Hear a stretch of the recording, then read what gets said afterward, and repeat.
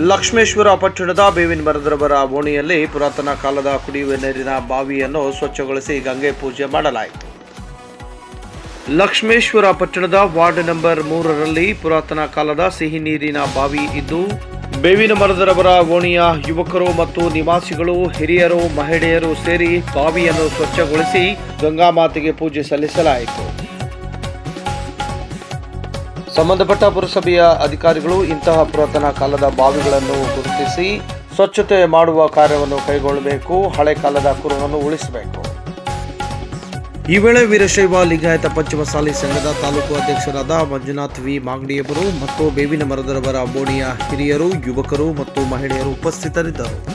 ನೀವು ನೋಡ್ತಾ ಇದ್ದೀರಾ ಸ್ಟಾರ್ ಆಫ್ ಕರ್ನಾಟಕ ನ್ಯೂಸ್. ನಾನು ಮೆಹಬೂಬ್.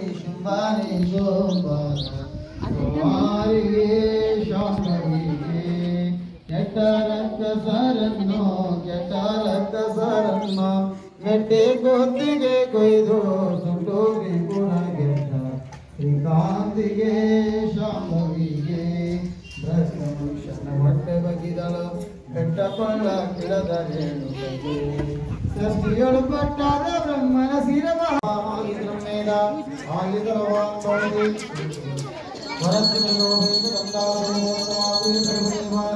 ಧೂಪಯಂ ಶ್ರೀರಾಮ್ ಧೂಮಾಂಗ್ರಾಮಯಾಮೇ ದೀಪಂ ಕಲ್ಯಾಮೇ